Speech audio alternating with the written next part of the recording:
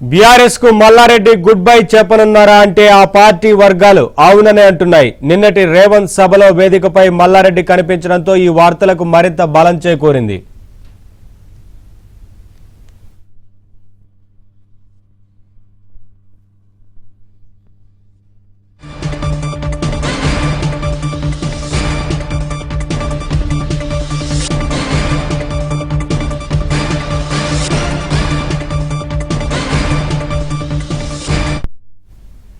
BRS కు Mallareddy good bye చెప్పనున్నారా అంటే ఆ పార్టీ వర్గాలు అవుననే అంటున్నాయి. నిన్నటి రేవంత్ సభలో వేదికపై మల్లారెడ్డి కనిపించడంతో ఈ వార్తలకు మరింత బలం చేకూరింది.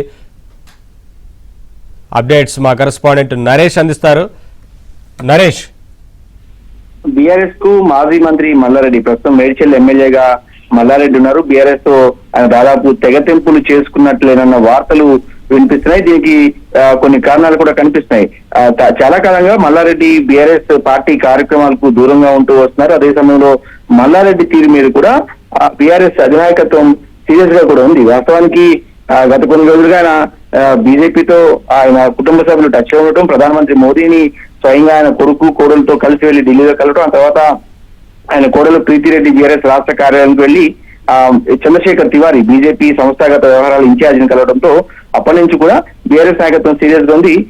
ఏప్రిల్ 27వ తారీఖు నాడు తెలంగాణ భవన్ లో బీఆర్ఎస్ పార్టీ ఏదైతే రజతోత్సవ కార్యక్రమం జరిగింది, ఆ సభలో ఆ కార్యక్రమానికి కేసీఆర్ వచ్చి ఆ సందర్భంగా కూడా మల్లారెడ్డి తీరు మీద కేసీఆర్ కాస్త ఆగ్రహం కూడా వ్యక్తం చేసినట్టు అప్పట్లో వార్తలు వచ్చినాయి. అప్పటి నుంచి కూడా అంటే దాదాపు ఏప్రిల్ నెల నుంచి కూడా అంటే ఒక 3 నెలల కాలంగా మల్లారెడ్డి పార్టీలో చాలా సైలెంట్ గా ఉన్నారు.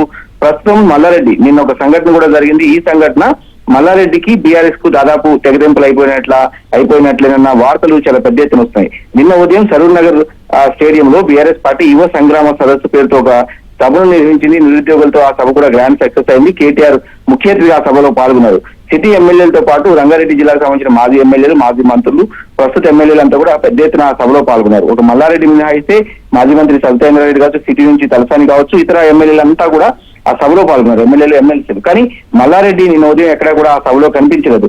ఇదిలా ఉంటే ఆసక్తికరమైన పరిణామం నిన్న సాయంత్రం చోటు చేసుకుంది. గట్కేసర్లో నిన్న ముఖ్యమంత్రి రేవంత్ రెడ్డి ఒక అభివృద్ధి కార్యక్రమాల పేరుతో ఒక సభను నిర్వహించారు. సో ఆ సభలో స్థానిక ఎమ్మెల్యేగా మల్లారెడ్డి పాల్గొన్నారు. నిన్న ఉదయం బీఆర్ఎస్ పార్టీ సొంత పార్టీ కార్యక్రమంలో పాల్గొన్న మల్లారెడ్డి సాయంత్రం ముఖ్యమంత్రి సభలో మాత్రం ప్రత్యక్షమయ్యారు. ఇదే సందర్భంగా మల్లారెడ్డి సమక్షంలోని ముఖ్యమంత్రి రేవంత్ రెడ్డి బీఆర్ఎస్ అధినేత మాజీ ముఖ్యమంత్రి కేసీఆర్ ను ఒక రకంగా తీవ్రమైన వ్యాఖ్యలతో తీవ్ర విమర్శలు చేశారు. కేసీఆర్ కుటుంబం, అదేవిధంగా కేటీఆర్, హరీష్ రావును ఉద్దేశించి. సో ఆ సందర్భంగా మల్లారెడ్డి సభలోనే ఉన్నారు. ముఖ్యమంత్రి రేవంత్ రెడ్డి మాట్లాడినంతసేపు కూడా ఆయన వేదిక మీదే ఉన్నారు. ఆ తర్వాత అయినా ముఖ్యమంత్రి మాట్లాడిన తర్వాత అయినా బయటకు వచ్చిన తర్వాత అయినా కనీసం మల్లారెడ్డి స్పందించి మాట్లాడి ఉంటే బాగుండేదన్న అభిప్రాయం బీఆర్ఎస్ వర్గాలు, నాయకులు వ్యక్తం అవుతున్నాయి.